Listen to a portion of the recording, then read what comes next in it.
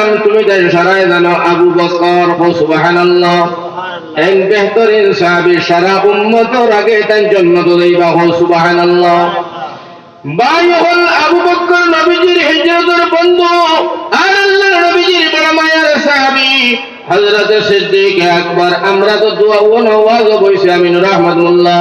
আপনারা সকলে দোয়া করে আল্লাহ আমরা জান্নাত দিও, আল্লাহ জান্নাত দিও। দোয়া করেন না নি বাইরে?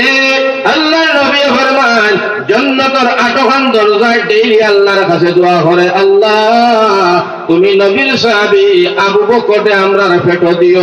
সুবহানাল্লাহ। আমরা কই আল্লাহ তুমি জান্নাত দিও, জান্নাতে আল্লাহর কাছে হয় তুমি আবু বকরকে আমার কাছে দিও।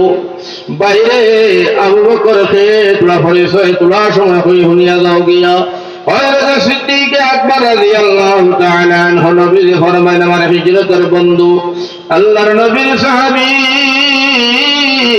আবু বকর সিদ্দিক রাদিয়াল্লাহু তাআলা আনহু আমার ভাই আল্লাহ রাসূলের ঘরে তাই রাজত্ব মক্কার বাদশা আসলা বিগত আমার ভাই হল 2-2.5 বছর পর্যন্ত তাই মদিনার রাষ্ট্রপতি আসলা। হোক সুবহানাল্লাহ।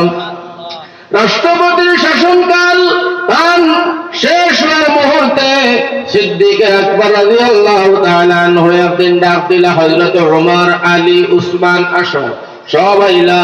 আল্লাহর নবীর সাহাবী সিদ্দিকে ফরমান ভাই ওমর আমি বোধহয় আর বাঁচতাম না, আমি মারা যাইমু। আমি যদি মারা যাই যে হালত মারা যাই রে ভাই, আমার তোমরা দাফন কাফন দাফন কই করবায়? এরা কইলা তোমার কাফন দাফন করব বিশ্বনবীর রহমতের নবীর রওজার পাশে। সুবহানাল্লাহ। সিদ্দিকে ফরমান না রে না, তোমরা নবীজির সামনে আমারে দফন করিয়ে না, কারণ আল্লাহর নবীর সামনে আমারে দফন করলে ইলা হইতো না। শর্তে করবা কিনা শর্ত? বলে তোমরা আমারে কাফন দাফন করাইয়া নবীজির সামনে লইয়া যাইবা রওজার সামনে। ও ওমর তুমি নবীজির ডাক দিও, নবী তোমার হিজরতের বন্ধু সিদ্দিক মারা গেছেন, তোমার দারতান ঘুমাইতে চাই। যদি নবীজি রওজার কোণে ঘুমাইবার পারমিশন দেন তান্দারো আমারে তান্দারো দিও। আর যদি নবীজি না করেন তাহলে তোমরা আমার জান্নাতে বকির মধ্যে দিও, নবীজির দ্বারা দিয়া মনুষ্য নবীর ফলিঞ্জা দুঃখ দিও না। আল্লাহর নবীর সাহাবী হযরত ওমর হইলা হইব। ভাই হল বুজুর্গ হল সিদ্দিক আকবর ফরমায় নবীর দেখা অবস্থা যতদিন দুনিয়ার জমিনে চললাম কোনদিন আমি কোন নবীর কষ্ট দিছি না, কিন্তু নবী ইন্তেকালের পরে 2 বছর আমি মক্কার রাষ্ট্রপতি আসলাম। এই রাষ্ট্রসংঘ চালাইতে যদি কোন জায়গায় আমার ভুল হয়ে থাকে আমি জানি না, আল্লাহ রাসূল খবরের মধ্যে কষ্ট পাইবা। আর যদি আমার না নবীরে না জিজ্ঞাসা দান দেও আল্লাহ রাসূলের কলিজায় বরদাশত করত না, তাহলে জিজ্ঞাসা করিও। ঠিক সিদ্দিক আকবর ইন্তেকাল করছেন, আল্লাহ রাসূলের সাহাবীরা লইয়া তারা গেছেন সিদ্দিক আকবরের দ্বারা নবীজির দ্বারা নিয়া। যদি ওমর ডাক দেন আল্লাহর নবীজি আপনার হিজরতের বন্ধু সিদ্দিক দুনিয়ার জমিনে নাই, মারা গেছেন গো নবী। তাই সাইত্রা আপনার দ্বারা ভালো ঘুমাইতা আপনার পারমিশন আছে নি ইয়া রাসূলুল্লাহ? ভাই হল বুজুর্গ হল খবর তোলে নবীজি ওমরকে ডাক দিয়া হইল, ওমর আমার বন্ধু সিদ্দিক রে তোমরা দেরি করিও না, আমার বন্ধু আমার কবরের সঙ্গে মিলাইয়া দেও। সুবহানাল্লাহ। আমি অপেক্ষা করি আর আমার বন্ধুর লগে সাক্ষাৎ করতাম, দেখা সাক্ষাৎ করতাম, দেরি করিও না।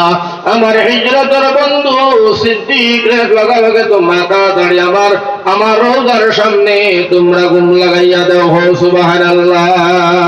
দেশ সিদ্দিক আকবর ইন্তেকাল মাটি ঝাড়ি দিলা, হযরত ওমর সারা সাহাবীর এক জায়গায় জমাইয়া শহরে হইলা তোমরা আজকে ফজরের নামাজ পড়িয়া ফেল যাইও না।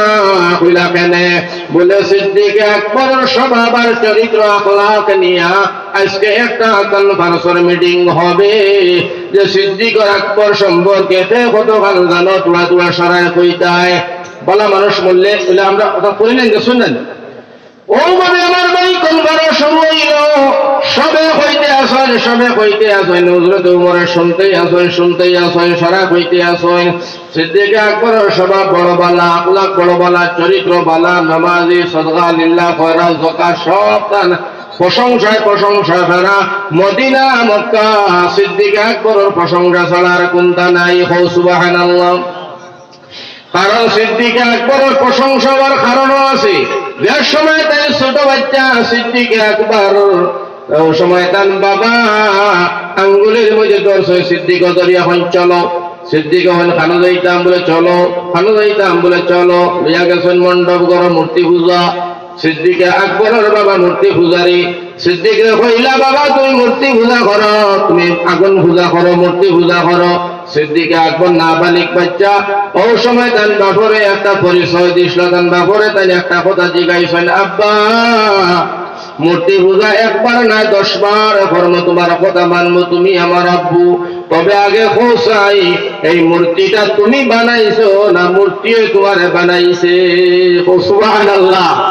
যে মুলা বাড়ে তার দুপাত চিন, ওই জানি আমরা যে গুর জ্ঞানী গুণী বালা মানুষ হইব, ছোট হলেও বুধ হইবে, বাচ্চাটা বাড়ির মধ্যে চলাফেরার মধ্যে বুধ হইবে, আর কোলে চলাফেরা করে। ও সময় সিদ্দিক আকবর কইলা আব্বা পূজা করমু সজদা করমু, কিন্তু তুমি কওছই মূর্তিটাকে বানাইছে, এটার মালিক কে? না তোমারে বা তুমি বানাইছো না তোমারে হে বানাইছে? সিদ্দিক আকবর আব্বা এখন ছোট হুয়া তুমি বুঝতাই না, তোমার দেখান হই এখন শুনো।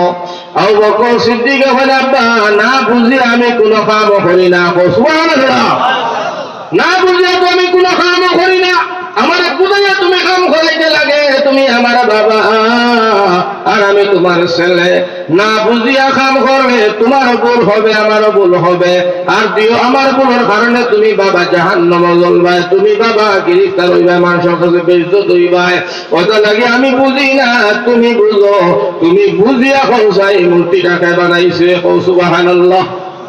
এখন তো বাপ সন্তানানি হইছে, বাপে কইলা বাবা এত ছোট হুয়া করে দেখিতা কথা মানতে নানি বলে মান। সিদ্দিক আকবরের আব্বা এখন আবু বকর এই মূর্তিটা আমি বানাইছি। সিদ্দিক আকবর এখন বাবা মারাত্মক ভুল করছো। সুবহানাল্লাহ। বাবা তুই মারাত্মক ভুল করছো বলে কেনে? বলে যে মানুষে ভগবান বানায়, আর মানুষে ভগবান বানাইয়া আর সেই ভগবানের শ্রদ্ধা করে, সে তো মানুষ না। সুবহানাল্লাহ। ও আব্বা আমি জানি ভগবানে মানুষ বানায়, মানুষে ভগবান বানায় না। তুমি মানুষ, তুমি খালি আল্লাহ বানাইলা, আল্লাহ বানাইতো তোমারে। সুবহানাল্লাহ। ছোট বাচ্চা আমার ভাই সিদ্দিক আকবরের বাবা মিজাজ গরম হয়ে গেল। ছোট হুয়া তর্ক খরচ মারমুসর সিদ্দিক আকবরে ফরমান বাবা চলো মূর্তি লইয়া। যে সময় আমার ভাই সিদ্দিক আকবরের আব্বা দরওয়ানা দিছেন, আমার বাবা ভাই হল বুজুর্গ হল, আমার নজওয়ান হল, ও সময় রাস্তার মধ্যে লইয়া যাইতরা রে ভাই সিদ্দিক আকবরের আব্বার বেশাবে ধরলো। তাই মূর্তি গাছর লগে এদান দিয়া পেশাব ঘরাত গেল। একটা কুকুর আইয়া সিদ্দিক আকবরের আব্বার মূর্তির উপরে পেশাব করিয়া সারাটা মূর্তি পানিতে বুড়াই দিল।